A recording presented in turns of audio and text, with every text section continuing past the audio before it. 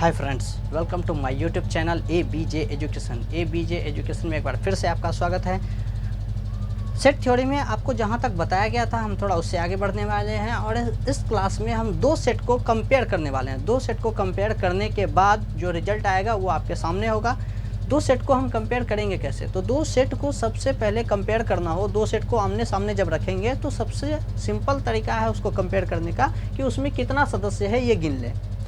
तो सदस्यों की गिनती के हिसाब से ही हम दो सेट को यहाँ पे कंपेयर करने वाले हैं और देखते हैं कि आपका क्या क्या होता है। मान लेते हैं आपका दो चार सेट कुछ हम इस तरह से ले लेते हैं। ये आपका कोई सेट मान लेते हैं आपका A है। A में आपका A B C D है और B में आपका मान लेते हैं 1 2 3 4 है। C कोई तीसरा सेट है A D E है इसमें और कोई D है, इसमें भी मान लेते हैं 2 3 4 ये इसका मेंबर है। आपका E भी आपका मान लेते हैं क्या 1 4 9 16 कुछ इस तरह से है। और देखते हैं क्या कि इसमें गिनती करते हैं कि इसमें किसमें कितना सदस्य है। जैसे A में कितना सदस्य है तो 1 2 3 4 ये 4 सदस्य है। तो आप इसको लिखेंगे कैसे? तो ये n, ये बाहर में एक n देंगे, एक ब्रैकेट देंगे, छोटा सा a लिखेंगे। इसका मतलब होता है number of element in a, number of element in a यानी a में सदस्यों की संख्या हिंदी में कहेंगे तो। और तब आप लिखेंगे 1 2 3 4 तो 4। फिर इसमें कितना है तो 1 2 3 4, इसमें भी 4 है तो NB भी आपका हो जाता है 4। और NC आप कितना बोलेंगे तो 1 2 3, इसमें 3 है तो 3 बोलेंगे। ये ND आपका क्या बोलेंगे तो ND में आपका कितना आता है 1 2 3, इसमें भी 3 ही मेंबर हैं। और NE आपका कितना आता है तो 1 2 3 4, इसमें 4 मेंबर हैं। इतना तक क्लियर है, कोई दिक्कत नहीं। अब इसके आगे बढ़ते हैं। क्या है कि हम दो सेट मान लेते हैं A और B है। जब A और B दो अलग अलग सेट है और साथ ही साथ हम उसमें जो है गिनती करके देख लेते हैं, मान लेते हैं आपका A और B यही आपका दो सेट है। इसमें आप देख सकते होंगे A में है ABCD और B में है 1 2 3 4, ये दोनों का एलिमेंट अलग अलग है। और साथ ही साथ हम एक बात देखते हैं, गिनती अगर करते हैं कि किस में कितना मेंबर है, गिनती करते हैं तो इसमें 4 मेंबर मिलता है और इसमें भी 4 मेंबर मिलता है। गिनती के हिसाब से इसमें सदस्य की संख्या क्या है, सेम है। कितना मेंबर है गिन करके जो है सेम है। जब गिनती के हिसाब से उसमें कितना एलिमेंट है ये मिल जाए पूरा का पूरा सेम टू सेम, जैसे यहाँ 4 था यहाँ भी 4, तो हम इसको कहेंगे समतुल्य समुच्चय, इक्विवेलेंट सेट। इक्विवेलेंट सेट मतलब हो गया कि कंपेयर करने के बाद जो है वो ऐसा आया जो कि बराबरी कर सकता है, लेकिन बराबर है नहीं। ये आपका इक्विवेलेंट सेट समतुल्य यानी कि जो बराबरी तक आ सकता हो। तो आप जब दो इक्विवेलेंट सेट को लिखना होता है तो ये आप इस तरह से लिखते हैं। यहाँ भी आप इसको लिखेंगे तो A ऐसे इक्विवेलेंट टू B, इसको इक्विवेलेंट टू पढ़ेंगे। क्या पढ़ेंगे? Equivalent to. हिंदी में कहें तो A समतुल्य है B के और साथ ही साथ B भी समतुल्य है A के, ऐसा भी समझना है। तो ये आप ये जो साइन देखते होंगे ये सिमिलैरिटी का साइन है। सिमिलैरिटी यानी कि एक जैसा होना, सिमिलैरिटी मतलब एक जैसा होना। हिंदी में आप इसको समरूपता कह सकते हैं। आपने 10th क्लास में जो है ट्रायंगल चैप्टर में यानी त्रिभुज में आपने सिमिलैरिटी और समरूपता के बारे में पढ़ा होगा और ऐसा साइन आप बहुतों बार यूज किए होंगे।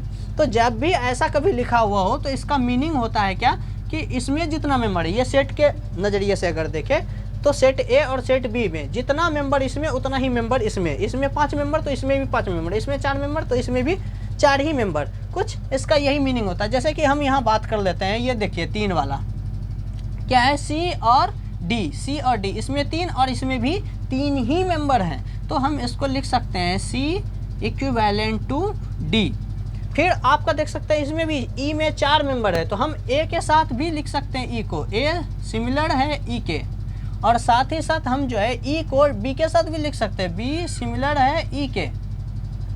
आप इसको जो है A similar B, A similar E, B similar E, कुछ इस तरह से। ये सिमिलर यहाँ पे नहीं पढ़ेंगे आप, इसको पढ़ेंगे इक्विवेलेंट टू। जब भी आप इसको पढ़ेंगे इक्विवेलेंट टू तो A equivalent to B, C equivalent to D, A equivalent to E, B equivalent to E. इसका सीधा सीधा मतलब है कि इसमें जितना सदस्य उतना ही सदस्य इसमें। जैसे आप सी और डी में, इसमें 3 और इसमें भी क्या था, 3 ही मेंबर थे, इसमें 4 मेंबर, इसमें भी 4 मेंबर, इसमें भी 4 मेंबर, इसमें। इतना क्लियर है कि जब आप जो है नंबर ऑफ मेंबर गिन ले, सदस्यों की संख्या गिन ले और दोनों में आय बराबर, तो आप उसको बोलेंगे समतुल्य समुच्चय, इक्विवेलेंट सेट, और उसको दर्शाएंगे कुछ इस तरह से, ए इक्विवेलेंट टू बी। और फिर जो है अब आपका आते हैं बराबर समुच्चय, इसको आप समान समुच्चय भी कह सकते हैं, और इंग्लिश में इसको इक्वल सेट कहेंगे। इक्वल सेट क्या होता है, तो चलिए एक छोटा सा एग्जांपल लेते हैं। ये आपका है ए क्या है, x such that x, set builder में हम लिख रहे हैं शब्द फॉलो का एक अक्षर है,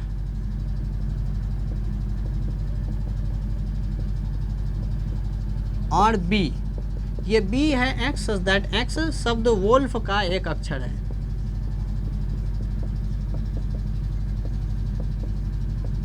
मान लेते हैं ये ए और बी 2 सेट है, तो हम इसको रोस्टर फॉर्म में लिख लेते हैं। ए को रोस्टर में आप लिखेंगे तो क्या लिखेंगे, एफ लिखेंगे, ओ भी लिखेंगे क्योंकि ये बोल रहा है इसी का एक अक्षर है, एल भी आएगा, और एल देखिए दोबारा है। आपको बताया गया था किसी भी सेट में जो है एक ही मेंबर को दोबारा नहीं लिखा जाता है, तो यहाँ एल आपका 2 बार है लेकिन एक ही बार आएगा। ओ ऑल्सो, ये ओ आपका पहले ही लिखा जा चुका है, तो ओ हम ले चुके हैं, दोबारा नहीं लेंगे। ये डब्लू, ए कुछ इस तरह से आया, और बी को आप जो लिखेंगे रोस्टर रूप में, तो रोस्टर फॉर्म में आपका कुछ इस तरह से आएगा, WOLF, ये कुछ इस तरह से आ गया। अब इसमें देखते हैं ए में कितना सदस्य है, तो ए में है 4 सदस्य, बी में कितना सदस्य है, तो बी में है 4 सदस्य। क्लियर है इतना। और साथ ही साथ हम देखते हैं एफ इसमें है, तो साथ ही साथ एफ इसमें भी है, ओ इसमें है तो ओ इसमें भी है, एल इसमें है, एल भी है इसमें, डब्लू है इसमें तो डब्लू भी है इसमें। हमने अच्छे से लिखा हुआ था। ए में देखिए यहाँ कितना बड़ा वर्ड है, FOLLO, और ये छोटा वर्ड है, फिर भी देखिए ए में आया था FO, ये एल को दोबारा नहीं लिख सकते थे, और ओ को भी दोबारा नहीं लिख सकते थे, आया था डब्लू। और जब बी को लिख रहे थे तो बी में आया था WOLF, यानी गलती नहीं हुई है। क्या है कि आपका इसमें ए में है 4 एलिमेंट और बी में भी आपका 4 एलिमेंट, यानी कि 4 एलिमेंट इसमें 4 एलिमेंट इसमें, तो ये तो हम समझ सकते थे ये सिमिलर में हो सकता है। और साथ ही साथ हम एक बात और क्या देख रहे हैं, जो कुछ भी इसमें है वही सारा कुछ इसमें भी है, यानी दोनों में जो है मेंबर भी एकदम सेम टू सेम मिलता है। आगे पीछे होने से मतलब नहीं है, आगे पीछे हो तो कोई टेंशन नहीं है, लेकिन हाँ जो कुछ इसमें मिले वही कुछ इसमें भी मिले, और साथ ही साथ दोनों की गिनती भी बराबर हो, तब हम इसको कहेंगे इक्वल सेट, यानी बराबर समुच्चय, समान समुच्चय भी इसको कह सकते हैं। और आप इसको दर्शाएंगे कुछ इस तरह से। और एक बात इसमें आप थोड़ा सा एक बार फिर से देख लें कि ये आपका गिनती जो लिखा जाता था, ये n हमेशा कंपलसरी है। आप बिना n लिखे, ये n जो आपका है, बिना इसको लिखे आप कभी भी इसके गिनती को ना लिखें, ऐसा कभी नहीं लिखें b बराबर 4, ये गलत हो जाएगा। क्योंकि ये देखिए सेट कुछ इस तरह से, ये 4 मेंबर हैं और हमने गिनती, ये गिनती n जो है, n आपका बताता है नंबर ऑफ एलिमेंट्स को, ये ध्यान देने की बात है कि बिना n लिखे कभी नहीं। और n लिखने के बाद एक छोटा सा ब्रैकेट देंगे, ये b देंगे, उसके बाद ही ऐसा लिखेंगे, ये नंबर ऑफ एलिमेंट्स, हिंदी में कहें तो अवयवों की संख्या को ये बताता है ये n। और इसका कोई भी, और यहाँ पे कोई और इसका मीनिंग नहीं है, बस इतना ही मीनिंग है कि नंबर ऑफ एलिमेंट्स को बताता है, अवयवों की संख्या को ये बताता है। तो एक बार फिर से चलते हैं कि ये समतुल्य समुच्चय और इक्वल समुच्चय क्या है। इसमें क्या है, ए में जितना सदस्य उतना ही सदस्य इसमें गिन ले, तो आपका क्या है, इक्विवेलेंट सेट हो जाता है। और इसमें गिनती तो मिले ही, साथ ही साथ इसमें क्या है, जो सदस्य इसमें मिले वही कुछ इसमें भी मिले, तो आप इसको इक्वल सेट कहते हैं। अब कहीं मान लीजिए 2 सेट हम लिख देते हैं, H है F है, ठीक है। अगर ऐसा लिख दिए तो इसका क्या क्या मीनिंग होगा कि H में जितना कुछ है उतना कुछ F में भी है, गिनती के हिसाब से भी और साथ ही साथ उसमें सदस्य को अगर मिलाए तो भी। और अगर आपका H सिमिलर F इस तरह से लिखा हुआ, तो इसमें जितना सदस्य उतना ही सदस्य इसमें, तो इसके हिसाब से आपको इसमें कन्फ्यूजन तो बिल्कुल होना नहीं चाहिए, क्योंकि 2 ही है यहाँ पे। अगर सिर्फ गिनती मिले तो आपका इक्विवेलेंट सेट। और अगर उसमें गिनती के साथ साथ सदस्य भी मिलने लगे, जो जो इसमें है वही कुछ इसमें, तो आप इसको बराबर समुच्चय या समान समुच्चय या इक्वल सेट कहेंगे।